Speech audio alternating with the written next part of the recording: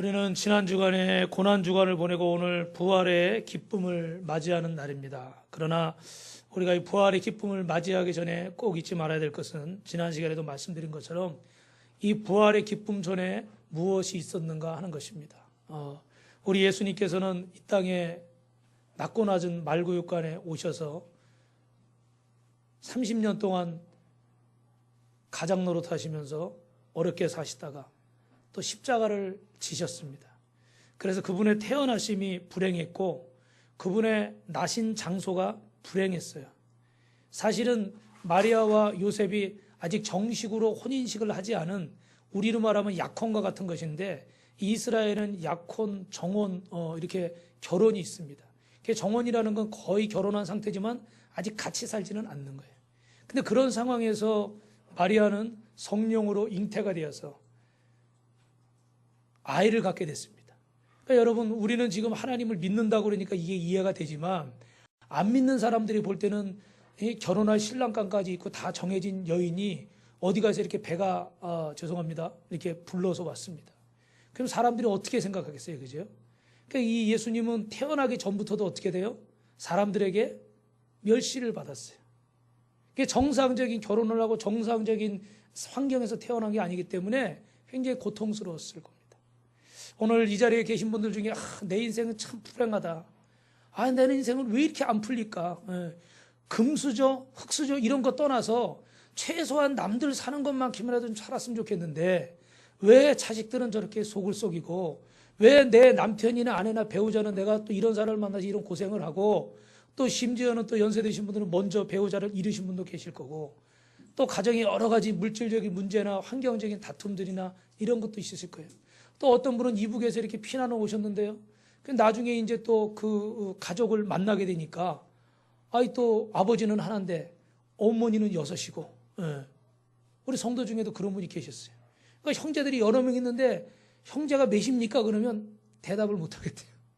다 얘기하자니 구구절절 설명해야 되겠고, 그렇다고 뭐 둘이라고 얘기하자니 그것도 좀 그렇고, 그게 다 삶에요 여러 가지 어려운 모양들이 있어요. 근데 우리 예수님께서도요 이렇게 참 어려운 인생을 사셨습니다. 나사렛 저 촌동네, 우리로 말하면 저 시골 변두리예요. 거기서 가난한 목수의 아들로 태어나서 동생들 돌보고 아버지 뒷바라지하고, 또 근데 아버지는 일찍 돌아가신 것 같아요. 그래서 외경에 보면 가장 노릇까지 한 것 같습니다.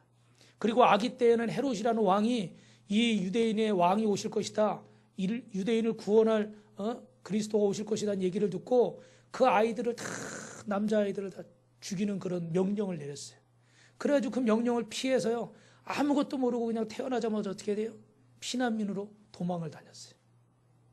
어머니 아버지 포대기에 쌓여서.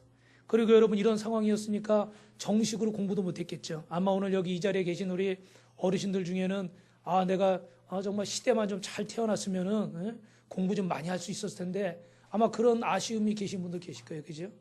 환경이, 상황이 그렇다 보니까 또 그 마음대로 뜻을 이루지 못하고 뜻을 펼치지 못한 분들이 계셔요.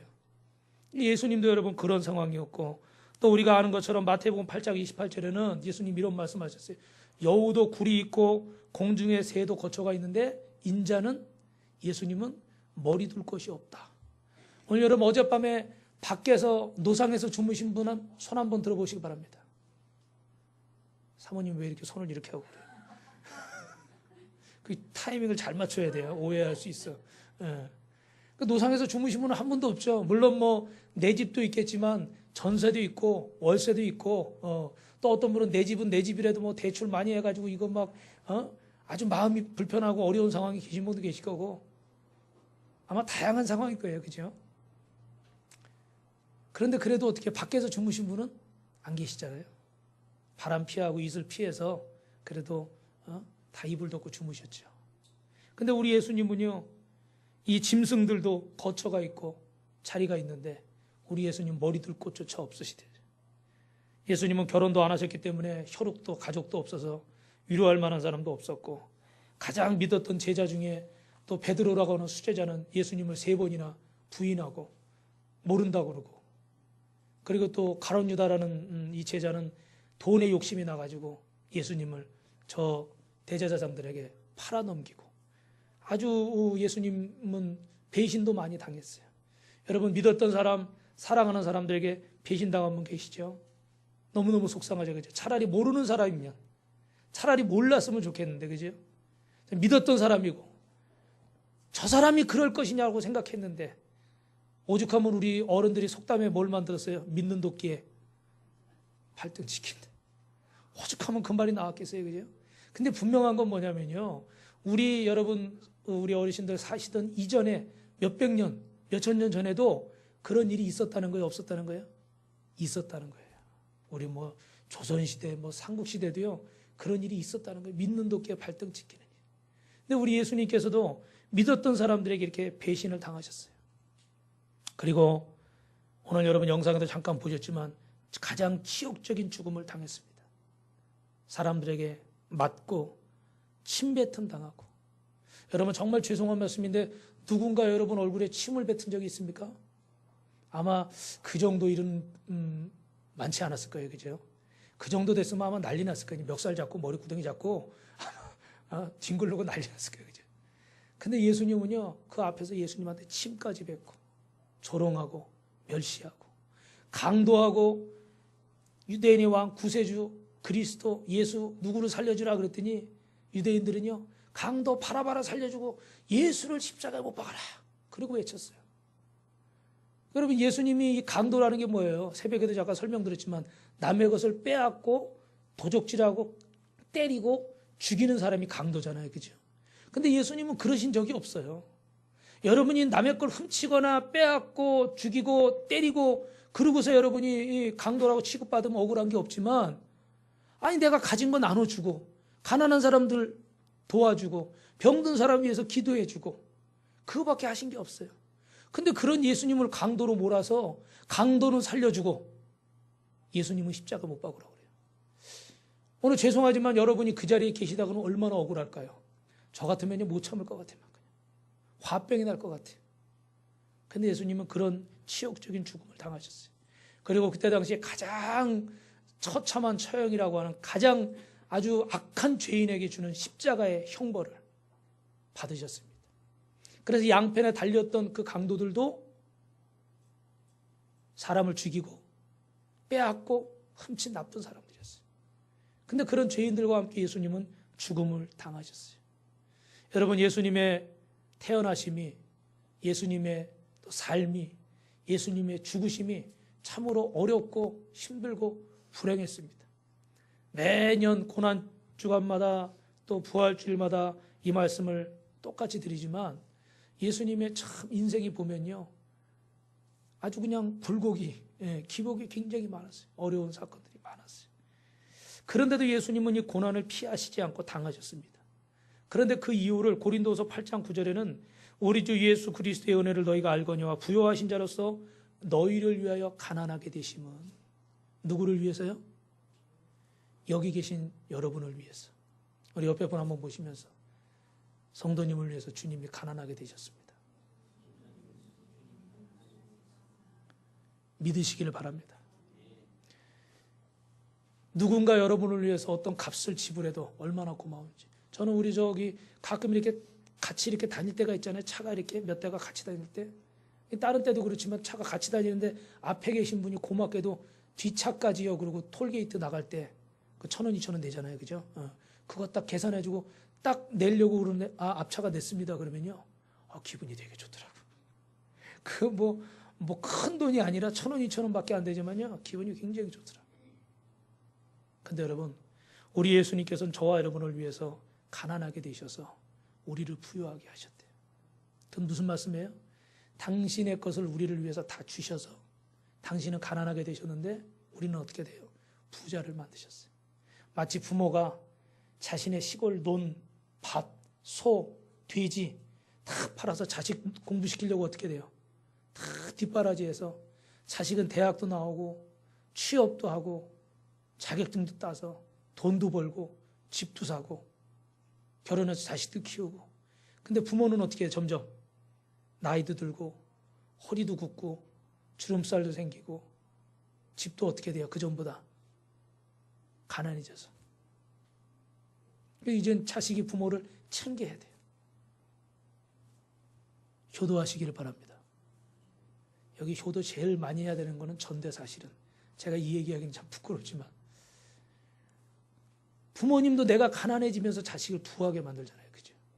근데 우리 예수님도 당신의 가진 모든 것을 다 주시면서 우리를 위해서 죽으셨습니다. 그래서 오늘 여러분 새벽에 못 오신 분들 제가 안 보여드릴 거예요. 새벽에 아주 은혜스러운 영상을 봤는데 이것보다 좀 더 은혜스러워요. 그렇죠? 네. 웃으시는 분들은 뭔가 있는 거예요. 그죠? 근데 거기 그런 얘기가 나와요. 당신이 죽으셔서 우리에게 생명을 주시고 다시 살아나셔서 우리에게 소망을 주셨다. 그러니까 주님은 우리를 위해서 모든 걸 주셔서 그분은 가난하게 되고 우리를 부하게 만드셨습니다. 믿으시기를 주님의 이름으로 축원합니다. 할렐루야. 여러분 이 사실을 믿으면 우리가 가난한 자가 아니라 부한 자예요. 그래서 기독교의 복음은요 한마디로 얘기하라고 그러면 한번 따라 하실까요? 십자가와 부활. 오늘 여러분이 읽으신 말씀 고린도전서 15장 17절에 보니까 제가 한번 읽어드릴게요. 그리스도께서 다시 사신 것이 없으면 너희의 믿음도 헛되고 너희가 여전히 죄 가운데 있을 것이고 또한 그리스도 안에서 잠자는 자도 망하였으되 만일 그리스도 안에서 우리가 바라는 것이 다만 금생뿐이면 모든 사람 가운데 우리가 더욱 불쌍한 자라. 그냥 이 땅에 사는 게 우리가 지금 육신 있고 60, 70, 80 살다가 그냥 죽는 게 끝이라면 예수 믿는 사람은 제일 불쌍한 사람이다. 정말 천국이 없고 부활이 없다면 우리보다 이 세상에서 더 불쌍한 사람은 없다. 그렇죠? 있지도 않은 걸 믿는다고 그러면서 주머니 열어서 헌금하고 이렇게 시간 들여서 와서 어떻게 돼요? 예배 드린다고 앉아있고 또 설교 말씀 듣는다고 고개 들고 이러고 있고 아멘하고 그죠? 파고를 여기 악기 연습하신 분들은 연습 시간 내서 막 연습해가지고 그러고 연주하는데 이게 주님이 십자가가 없고 부활이 없다고 그러면 이건 다 헛수고한 거예요. 그죠? 그 오늘 여러분 정말 십자가가 없고 부활이 없으면 여기 앉아 계신 분들이요 이 세상에서 제일 불쌍한 사람들이에요. 그러나 성경은요 여러분이 제일 불쌍한 사람이라는 의미에서 이 얘기를 하는 것이 아니라 우리가 가장 어떻게 돼요? 행복한 사람이고 가장 큰 복을 받은 사람이고 영원한 생명을 얻은 사람인 줄로 믿습니다. 옆에 보러 가면 인사하겠습니다. 성도님은 천국을 선물로 받았습니다. 구원을 선물로 받았습니다. 여러분 그 이어룡 교수라고 이름 들어보셨나 모르겠어요. 이분이 옛날에 문체부 장관도 하신 분인데 아주 유명한 우리나라에서는 아주 똑똑한 분이죠. 78세 때 재작년인가 처음 예수님을 영접했어요. 그리고 예수를 믿고 세례를 받았습니다. 그리고서 지성에서 영성으로라는 책을 썼어요. 근데 그 책에 나와 있는 내용에 그런 얘기 했어요. 자기가 아무리 전도를 해도 자기는 무신론자이기 때문에 믿질 않았다는 거예요. 근데 자기 딸을 통해서 자기 손주가 또 죽고 또 이런 사고를 당하고 이런 일들을 통해서 이제 하나님을 만나게 된 거예요. 그래서 예수를 믿고 이제 구원받고 세례까지 받아서 하나님의 자녀가 됐어요. 근데 그걸 뭐라고 얘기하냐면 어떤 부분적으로 내가 하나 뭘 믿게 된 게 아니라 영어로는 impartation. 갑자기 우리 애들 얘기할 때 뭐 그러죠. 확 들어온다 그러잖아요. 그죠? 살짝 조금씩 믿어지는 그런 게 아니라 어느 순간에 정말 자기는 주님을 부인했는데 어느 순간에 그 사건으로 어떻게 돼요? 자기 마음속에 주님을 향한 믿음이 확 들어오더라는 거예요. 평생을 70평생을 무신론자로 살고 글 쓰고 책 쓰면서 많은 사람들 앞에 신은 없다, 하나님은 없다 그랬던 사람인데 자기 손자가 고통당하는 거, 자기 딸이 고통당하는 사건을 통해서 하나님을 만나서 결국은 세례받고 지금은 다니면서 간증하고 계셔요. 할렐루야. 글을 썼는데요, 책을 썼는데 야, 참 저는 잘 쓰는 글이 그런 거더라고 보니까 너무너무 어려운 말을 너무너무 이렇게 쉽게 이렇게 또 탁 써놨더라고요. 참 똑똑한 사람은 똑똑한 사람이구나. 근데 그렇게 똑똑하니까 얼마나 걸릴 게 많았겠어요. 그죠? 예수 믿으려고 하니까 부활도 안 믿어지고 뭐 처녀가 아기 낳았다는 것도 안 믿어지고 다 안 믿어지는 거예요. 그죠? 근데 어느 순간에 그 사건이 자기 마음속에 믿어지니까 모든 게 다 믿어지더라고요. 할렐루야. 여러분 이 은혜를 경험하시길 주님의 이름으로 축원합니다. 사랑하는 성도 여러분, 사람은 한 번 죽으면 끝이라고 생각하죠. 불교의 석가모니도 유교의 공자도 마호메트도 다 죽였습니다. 다 죽고 무덤이 크게 만들어져 있어요. 그런데 여러분, 기독교의 우리 예수님은 무덤은 있지만 그 무덤이 어떻게 되어 있습니까? 비어 있습니다. 왜 비어 있습니까? 부활하셨기 때문에. 할렐루야. 그래서 이 마호메트도요, 저 알라도 무덤을 자랑하고, 저 불교도 무덤을 자랑하지만 우리 기독교는 무덤을 자랑하지 않습니다. 그 무덤은 비어 있어요. 근데 이게 참 얼마나 믿기 어려운 것이냐. 여러분, 성경에 나와 있는 도마라고 하는 제자가 있는데 요한복음 20장에 보니까 제자들이 와가지고 부활하셨다, 주님이 살아나셨다 그러니까 뭐라 그래요? 제자라는 사람 3년 동안 주님과 동행했는데, 아이고 야 그딴 소리 하지도 마라. 내가 내 손을 못자국 난 그 손바닥에, 그리고 아까 여러분 영상 보셨죠? 손에다 못 박는 거 큰 대못을, 옆구리 창에 찔린 그 자국에 내가 손을 넣어봐야 내가 믿겠다. 그리고 막 큰 소리 쳤어. 근데 주님이 일주일 뒤에 딱 그 제자들 앞에 나타나셨어요. 그리고 뭐라고 그러시냐면, 내 손바닥에 네 손가락 넣어봐라. 내 옆구리 와서 만져봐라. 그리고 믿어라. 그랬더니 도마가 주님 나의 주님이십니다. 주님 용서해 주십시오. 그랬더니 주님 그러세요. 네가 나를 본 것으로 믿느냐? 보지 못하고 믿는 것이 더 어떻게 해요? 귀하다. 할렐루야. 사람이요, 인생을 살면서도 그런 게 있더라고요. 내가 직접 겪어보고 실패도 해보고 배우는 것도 있는데, 잠언서라고 하는 성경의 말씀에 보면요, 지혜로운 사람은 어른들의 말을 잘 듣는데요. 부모님 말씀을 잘 듣는데요. 우리 여기 이제 연세 드신 분들이 많이 계시니까 어떻습니까? 어르신들 말을 잘 들으면 어떻게 돼요? 우리 속담에 자다가도 떡이 생긴다 그러죠. 물론 내가 다 겪어보고 체험하는 것도 중요합니다. 그런데 정말 지혜로운 사람은 어떻게 돼요? 그 어르신들이 해준 말씀을 잘 가슴에 새기고 인생에 그걸 지표로 삼고 살아가면 그 인생은 어떤 인생이 돼요? 성공하는 인생이 되고 승리하는 인생이 되는 줄 믿습니다. 여러분이 그런 분들이 되시고 여러분의 자녀가, 여러분의 손주 손녀가 그렇게 되기를 주님의 이름으로 축원합니다. 매일 부정적인 얘기를 하는 사람이 아니라 믿고 순종하는 사람들. 그래서 예수님께서는요, 우리에게 믿음을 가지라고 말씀하셨어요. 여러분, 예수님은 어떤 사람들이 기절했다가 살아났다, 예수님은 지신을 훔쳐갔다, 여러 가지를 다 얘기를 합니다. 그런데 역사적인 증거에 의하면 오늘 성경에도 나와 있지만 예수님은 정말 십자가에서 죽으셨는데 그 옆구리를 창에 찌를 때 물과 피가 같이 나왔다고 그러잖아요. 여러분, 의학적으로 사람이 그냥 이 정상적일 때 심장이 뛸 때는 찌르면 어떻게 돼요? 피가 나오죠. 그죠? 그런데 심장이 멈추면 더 이상 피가 돌지 않기 때문에 한두 시간, 3시간 지나면요, 거기 물이 같이 섞여 나온대요. 근데 예수님의 그 옆구리에서는 물과 피가 같이 나왔다고 그랬어요. 그러니까 이미 운명하신 지 어떻게 돼요? 얼마간 2-3시간이 지났다는 얘기예요. 그래서 원래 이 사람들이, 로마의 군병들이 십자가 못 박은 사람들 조금 있다가 어떻게 돼요? 죽은 거 확인하고 또 안 죽은 사람은 빨리 죽이려고 십자가에 매달았다가 그 다리, 관절이 있는 데를 망치로 탁 친답니다. 그래서 다리뼈를 부러뜨려 가지고 죽게 만들어요. 왜냐하면 죽을 때까지 계속 거기서 서서 기다릴 수가 없으니까. 자기들 빨리 시체 묻고 가야 되니까. 근데 예수님은 어떻게 돼요? 치려고 했다가 안 쳤대요. 왜요? 옆구리 찔러보니까 물과 피가 이미 쏟아졌어요. 그래서 이미 죽었다. 그래서 다리뼈를 부러뜨리지 않았어요. 구약 성경에도 그런 예언이 나와 있어요. 우리 예수님의 죽음은 역사적인 사실입니다. 그래서 성경대로 3일 만에 다시 살아나시고 제자들과 500여 명이 넘는 성도들에게 보이신 줄로 믿습니다. 여러분, 성경에 예수님이 부활을 목격한 사람들이요, 굉장히 많습니다. 11번이나 예수님이 나타났는데 기니까 제가 간단하게 말씀드리면, 마가복음 16장에는 막달라 마리아에게는 처음 보이셨고, 마태복음 28장에는 무덤에서 돌아오는 다른 여자들에게, 그리고 마태복음 15장에는 베드로에게도 보이시고, 누가복음 24장에는 엠마오도상으로 가는 그 두 제자의 옆에 나타나셨고, 똑같이 누가복음 24장에 다락방에 모인 10사람에게도 나타나시고, 요한복음 20장에는 일주일 후에 조금 전에 말씀드린 도마를 포함한 11제자에게 나타나셨고, 마태복음 15장에 예수님의 동생인 야고보에게, 고린도전서 15장에 500명의 형제들에게, 그리고 요한복음 21장에는 갈릴리 호수에서 물고기 잡던 제자들에게 보이셨고, 예루살렘 근처의 감람산에서 승천하셨고, 다메섹 도상에서 바울에게도 나타나신 줄로 믿습니다.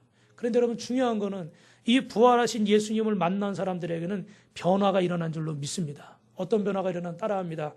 평화가 임하고 사명을 깨닫고 성령을 받게 됩니다.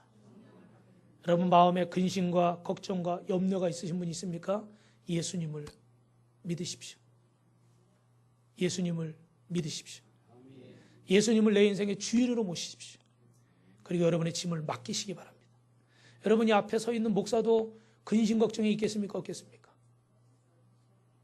대답 안 하시는 분들은 목사님은 구름 위에 사나 보다 오해하시는 분이 계시는데 전혀 그렇지 않습니다. 죄송한 말씀이지만 죄송합니다. 제가 여러분보다 근심이 더 있으면 더 있지 적지는 않습니다.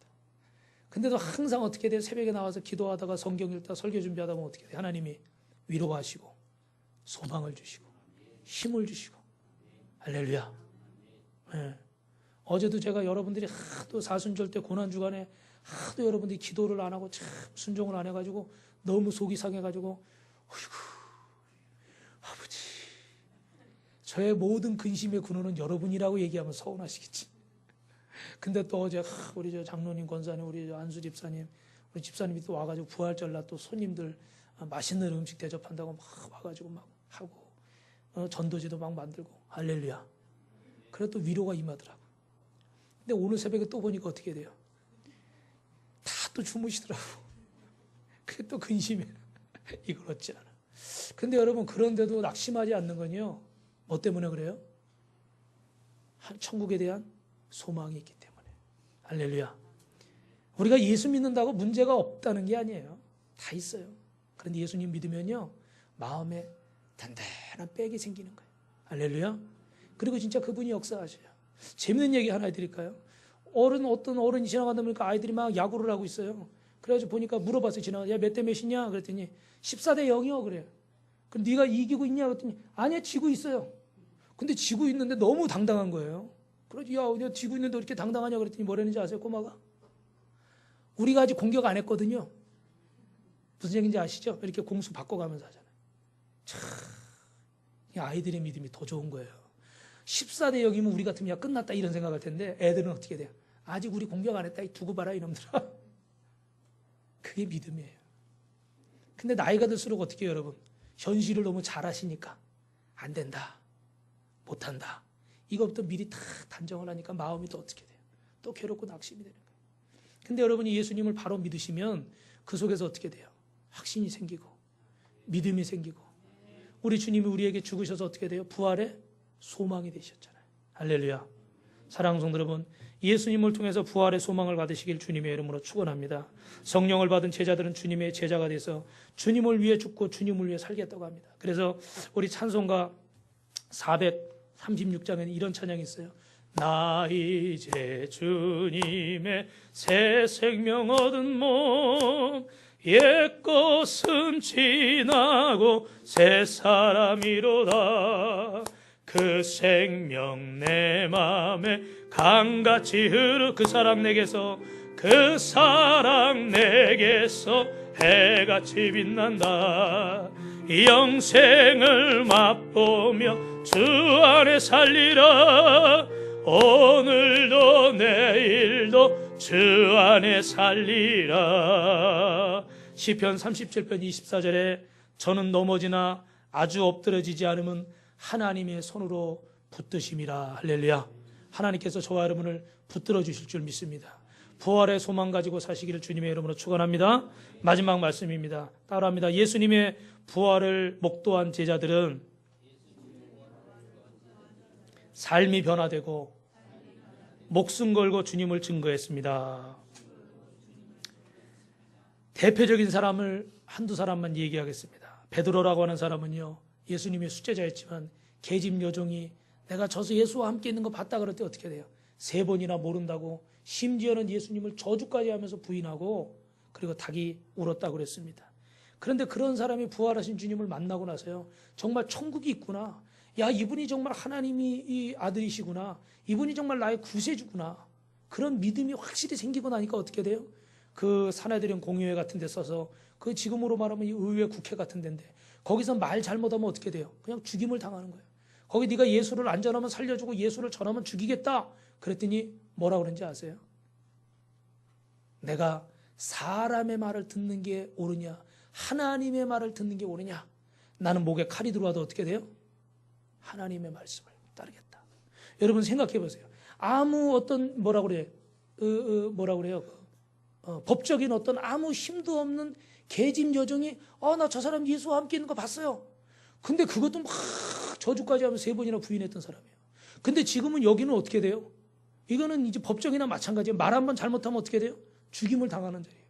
그런데 그 똑같은 베드로라는 사람인데 부활하신 주님을 만나고 나니까 그 계집 여종 앞에서도 부인하던 사람이 이제는 그 앞에서 목숨을 내걸고도 어떻게 돼요? 나는 사람의 말을 듣지 않고 하나님의 말을 듣겠다. 할렐루야. 그렇게 사람이 담대한 사람으로 변화됐어요. 왜요? 부활하신 주님을 만났고 천국에 있다는 확신이 생겼고 소망이 생겼기 때문에. 할렐루야. 그래서 여러분 베드로가 한번 나가서 말씀을 전할 때마다 3,000명, 4,000명이 회개하고 돌아오는 역사가 일어났다고 초대교회가 증거하고 있습니다. 또 하나 여러분 야고보라는 사람이 나오는데 이 사람은 그 사도 야고보가 아니라 주님의 형제 야고보라는 사람인데 처음에 이 사람은 예수님 믿지 않았어요. 근데 요한복음 7장에 보니까 부활하신 예수님 만나고 난 후에 이 사람은 나중에 예수님을 믿게 되고 제자들과 같이 함께하게 되고 결국은 나중에 베드로와 헤롯이 함께 야고보가 같이 헤롯에게 붙잡혔다가 야고보가 목베임 당해서 순교당하게 됩니다. 주님의 살아계심을 경험했기 때문에 부활을 경험했기 때문에 목숨까지 걸고 주님을 믿었던 사람이 됐어요. 사랑하는 성도 여러분, 말씀을 정리하겠습니다. 사도 바울이라는 사람은요 예수님을 핍박하러 다니던 사람인데 부활하신 주님을 다메섹 도상에서 만나고 나서 그런 주님을 증거하는 증인이 됐습니다. 이게 참 이게 이제 역설적인 거죠. 아이러니하죠. 어떻게 예수님을 믿는 사람들을 잡아 죽이던 사람이 예수님을 믿게 돼가지고 이제는 오히려 어떻게 돼요? 예수님을 전하면서 다니다가 이제는 그 사람들에게 잡아 죽일 상황에 놓인 사람이 돼버린 거예요. 완전히 상황이 바뀌어 버렸어요. 이해가 안 되죠, 그죠? 왜 그렇게 됐을까요? 부활하신 주님을 만났기 때문에. 사랑하는 성도 여러분, 우리가 부활하신 주님을 만난다는 것은 무슨 얘기입니까? 우리의 생각이 바뀌고 우리의 가치관이 바뀌고 우리의 삶의 목적이 바뀌는 거예요. 우리가 예수님을 믿는다고 그러면서도 아직도 가치관이 바뀌지 않고 목적이 바뀌지 않고 삶이 바뀌지 않고 있다고 그러면 그럼 우리는 부활하신 예수님을 진정으로 만났다고 할 수가 없는 겁니다. 물론 여러분 마음속에 항상 주님을 따르고자 하는 마음이 있는 건 저도 압니다. 항상 보면 말씀대로 살고 싶어하고 더 기도하고 싶어하고 더 헌신하고 싶어하는 여러분의 마음을 압니다. 그런데 우리가 한 발짝 더 나가서 이제는 정말 부활하신 주님을 만난 사람답게 변화된 삶, 달라진 목적, 저 천국의 소망을 두고 사시기를 주님의 이름으로 축원합니다.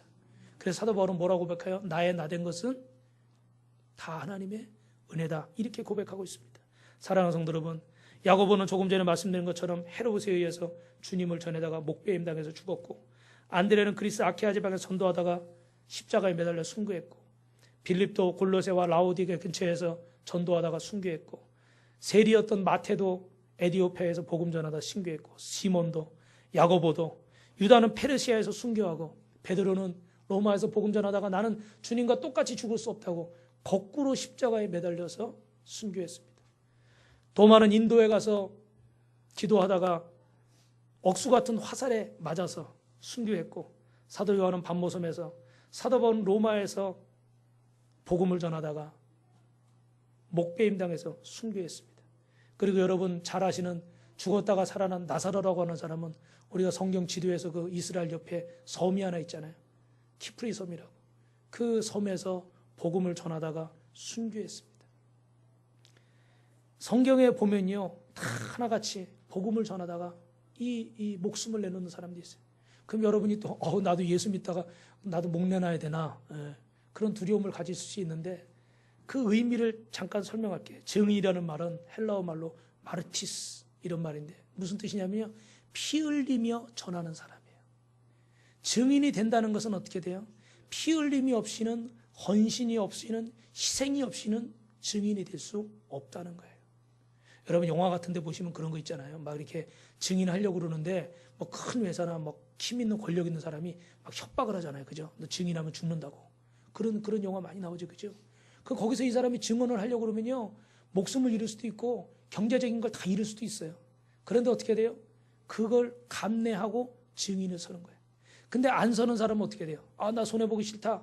나 어려움 당하기 싫다. 그런 사람은 도망을 가는 거예요. 정말 주님의 증인으로 하려고 사는 사람은 이런 희생과 헌신이 없이는 증인의 삶을 살 수 없다는 것입니다. 말씀을 마칩니다. 우리도 생활로 주님의 증인을 노릇해야 되는데 음악하는 사람은 또 음악으로, 미술하는 사람은 미술로, 또 문학하는 사람은 문학으로. 여러분 그 옛날에 유명한 단테나 밀턴이나 뭐 베토벤 같은, 핸델 같은 유명한 음악가들도 다 자신에게 주신 것으로 주님을 증거했죠. 여러분 오늘 저와 여러분은 이 증인의 사명을 감당하시기를 주님의 이름으로 축원합니다. 우리 교회에 이렇게 뭐 교회가 이렇게 필요하고, 여러분 교회가 많잖아요, 그죠? 항상 드리는 말씀이지만 이 앞에도 교회가 있고 저 뒤에도 교회가 있고, 교회가 얼마나 많습니까, 그죠? 거기 보면 또 남성 교회도 있고 무슨 여성 교회도 있고 여러 가지 뭐 교사도 있고 여러 가지 모양이 있어요. 왜 이것들이 다 필요하겠습니까? 주님을 증거하기 위해서, 주님을 전하기 위해서. 할렐루야, 할렐루야. 우리의 모든 것은요, 뭐 하기 위해서 주신 것이라고요? 주님을 전하기 위해서 주셨다는 거예요. 근데 거기 증인은 마르티스는 어떤 사람이라고요? 피 흘리기까지 내가 손해가 돼도, 내가 어려움을 겪어도, 시간을 뺏기고 물질을 손해보고 자존심이 상하고 어떤 어려움이 있어도 그걸 위해서 어떻게 돼요? 희생할 수 있는 사람이 증인의 사명을 감당할 수 있대요. 여러분 목사님이나 우리 장로님들은 이 안수할 때 기름 부음을 받죠, 그죠? 안수를 받잖아요. 이 기름 부음 받는다는 게 무슨 얘기예요? 하나님의 종으로 바쳐진 제물이 되는 거예요. 물론 목회자와 장로님뿐만 아니라 권사님, 우리 안수 집사님, 집사님, 성도님들 모두 하나님 앞에 바쳐진 거룩한 제물인 줄 믿습니다. 이렇게 한번 얘기할까요? 성도님은 하나님 앞에 바쳐진 제물입니다. 한번 해보세요. 시작. 할렐루야. 여러분 어때요? 옆 사람 표정이. 제가 왜 시켰냐면은 아멘을 바로 한 사람이 있을 거고, 아마 위아래로 째려보면서 마음에 안 들어서 훑어본 사람이 있을 거예요. 그죠? 예. 근데 이건 여기 김 목사 얘기가 아니라요, 이게 성경에 나와 있는 얘기예요. 그죠? 우리는 하나님이 거룩한 제물로 받으시려고 여러분을 구원하셨어요. 그리고 여러분에게 천국의 소망을 주셨어요. 이 땅에 우리가 사는 동안에는 교사로도 살고 직장인으로도 살고 사장으로도 살고 직원으로도 살고 뭐 여러 가지 모양으로 살겠지만, 그 사는 동안은 이 땅에서 뭘 해야 된다는 거예요? 주님을 증거해야 된다는 거예요. 그래서 주님을 구원하셨습니다. 그래서 여러분 부활하신 예수님을 만난 사람은 어떻게 돼요? 피 흘릴 각오를 해야 되고, 죄송합니다, 죽을 각오를 해야 되고, 손해볼 각오를 해야 돼요. 그렇지 않으면 사랑할 수가 없고, 그렇지 않으면 용서할 수가 없고, 그렇지 않으면 어떻게 돼요? 감당할 수가 없어요. 부활하신 예수님을 만난 사람은 절망의 사람이 소망이 되고, 슬픔의 사람이 기쁨의 사람이 되고, 불안의 사람이 평안의 사람이 되는 줄로 믿습니다. 사랑하는 성도 여러분, 두려워하지 마시고 질병의 사람을 건강의 사람으로 만드시고 죽음의 사람을 생명의 사람으로 만드시는 주님을 만나시기 바랍니다. 볼지어다 내가 문 밖에서 두드리느니 누구든지 내 음성을 듣고 문을 열면 내가 들어가서 그로 더불어 먹고 그는 나로 더불어 먹으리라. 오늘 여러분 마음에 예수님을 믿으시고 영접하시고 부활하신 주님 주신 소망을 가지고 승리하는, 천국 가는 저와 여러분 되시기를 주님의 이름으로 축원합니다. 축원합니다.